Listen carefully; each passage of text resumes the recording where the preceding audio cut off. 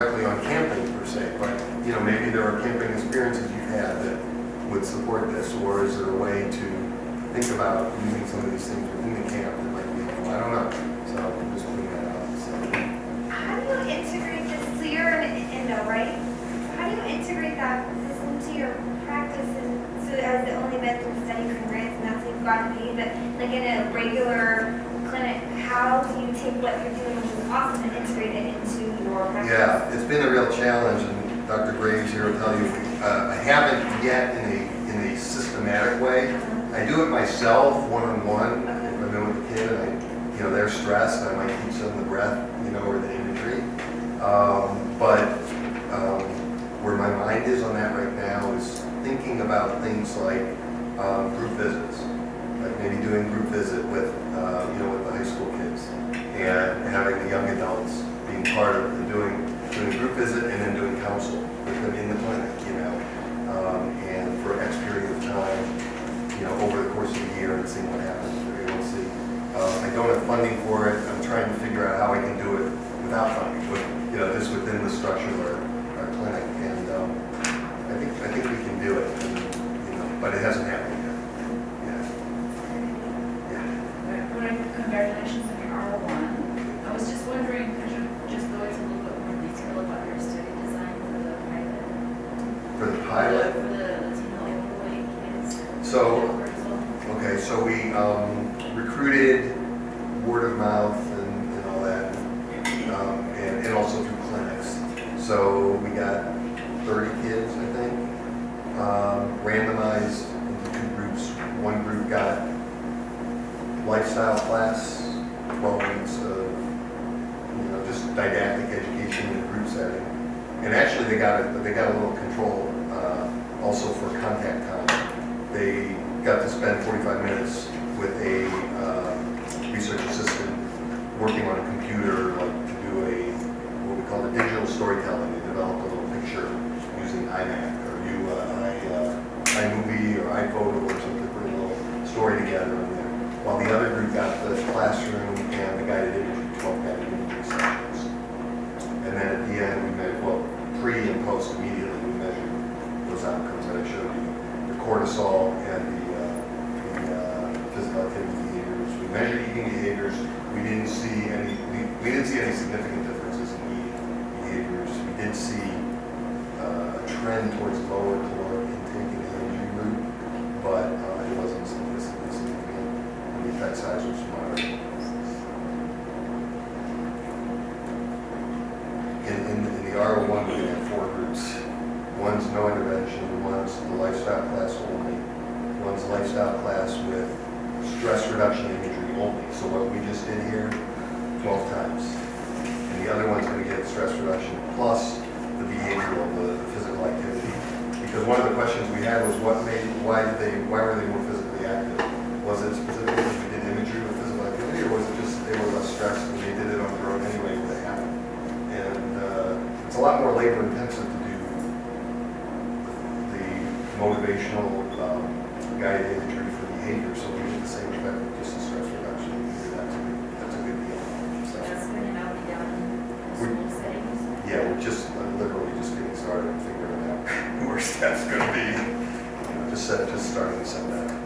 Yeah, it'll be an after-school program. I was going to see back to your question of how do you incorporate this in the camp, that this camping, what we just did would be a great education session. We do a lot of the education of how taking this longer for kids and talking about stress reduction using ABC sheets. And when you have unhealthy thought, how are you going to challenge it? But this would be awesome to add in one of your education, so then you're starting to teach that stress management when they go home and they've already practiced it. And you can do everyone, 5 minute and guided imagery or something like that. I think it could fit really well in camp. Another thing might be counsel in cabins, by cabin, might be a way, because they're already a group.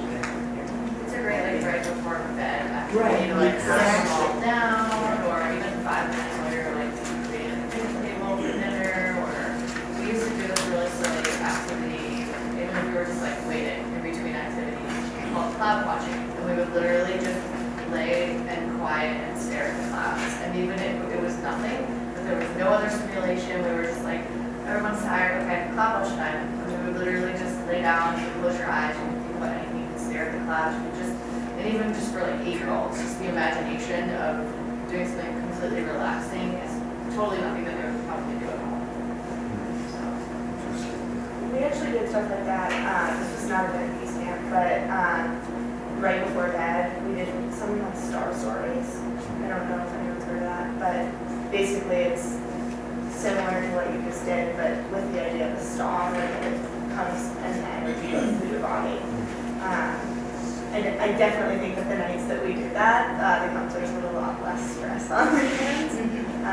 But it was mesmerizing. You thought the kids were less stressed? I was a Therefore they- member actually. Oh, I see. At the time, and yeah. So the counselors were less stressed because you We were mellowed out. Yeah. Yeah, interesting. Maybe less glucagon, I don't know. So, maybe we would use less. I have this is more a theoretical question, but I sort of keep thinking about it as you're talking. So in this integrated model, then healing actually would be the integration of diabetes into their total life without the struggle. That's how I conceptualize it. Now, how to measure that is a check. Yeah, exactly. It was, I just keep sitting here thinking that we can't cure diabetes at this point. But if someone can live with it totally integrated and not, at least the majority of the time, not have it be a struggle, that would be a wonderful place to be. That'd be healing, basically. Right, and it brings up the difference between what is curing and what is healing. And that's also, people in the integrative health world look at that, even somebody who's, got a terminal illness can be healed. They can't necessarily be cured. But there's still a lot of healing that can happen where as a whole being, they can be brought to a place of much more wholeness, comfort with who they are, sense of their own self and well-being. And it's challenging because, our National Institutes of Health, it's really a National Institute of Disease, because all of our measures are how diseased are you. I went to a workshop at NIH, I was invited during the time I was doing that pilot study, and the whole topic for 3 days was how do we measure health? I mean, think about that. We don't know how to measure health, but I agree with you completely, that even if you can't cure diabetes or any illness, you can still have healing. Or you're at peace with it or something. Yeah. What's the family, do you have any family interaction with any of these studies, like teaching the parents, or what is their involvement in any of this? Yeah. With the young adults, we didn't Okay. work with the parents at all. With the pilot study, with the overweight kids, we had a minimal parental program. We just didn't have a lot of funding to pay, but we actually brought them in for a session at the beginning so that they would understand what their kids were going through. And then we communicated them with newsletters during the course of the 12 weeks, I think every 3 or 4 weeks. This is what's going on with the kids, so that mostly they would understand and therefore not be at odds with what we're doing. They knew what we were trying to do. So that was it. With the study we're developing now, we're going to have a little bit more of a parenting program involved. I just submitted the guy who does the counsel in schools program in LA has become a good friend of mine because he's been consulting with me.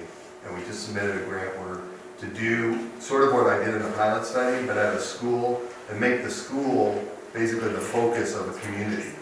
And so we're going to do counsel with the kids in the school, we're going to do counsel with the staff in the school, we're going to do counsel with the parents of the kids in the school. And basically build the community around the kids, supporting them. So it's really building the village, if you would, to support a kid's healthy lifestyle, basically, is what it's about. So if we get funded, we'll see if that works. What kind of school?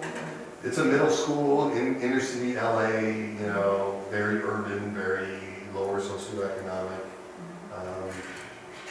They're actually already doing the council in the school. My friend Joe brought the council, so they already have that developed. We're gonna bring in the health education piece and see, you know, how that might add and what effects we might get with that, so. Yes. Do you go into council with a specific topic to get started and then see where it flows? Or is it completely just random? The answer is yes. It depends. We usually we would go in with an idea of what I would go in, you know, and for this first pilot, I was facilitating, you know, because so I would go in thinking I knew what we wanted to do, but also part of it was that, and the participants all knew this, if something else was present in the circle, we just went there. I mean, you know, I'm trying to think of an example. I'm just trying to think that Yeah. if I would take this back to my counseling staff, Yeah. to try and use it in cabins at, you know, nighttime or whatever, because a lot of our campers complain about the assemblies that they have, and that's where most of the educational stuff takes place. So if we get this to replace that, my counselors are gonna be like, well, how do we start? Okay, so here's what we did on the canoe trip and on the wilderness trip. We would do council first thing in the morning, Okay. like maybe we had breakfast first. I think we probably had breakfast first, and then we gathered for council. You know, here's what's happening today, where are you guys at? You always start with the check-in, where's everybody at? Because you gotta sort of know the field that you're in first, you know. If somebody had a horrible night's sleep and nightmares, you might have to deal with that, I don't know, you know. So, and then at the end of the day, every day, this would be relevant for camp, we just sat in council, again, checked in, where you at, how was your day, what happened? And then anything goes, you know, what people wanted to talk about, what they, you know, how you hit the rock in the canoe, let's talk about that again, how you doing now, we processed it right away, where are you at now with that, you know? So I think, you know, and then whether there's anything more than that, I don't know, would have to be some thought, but at a minimum, it would give the campers, you know, that period of time It would at least in get that started. direction, you know? Yeah, just to build relationships with each other in that way, yeah.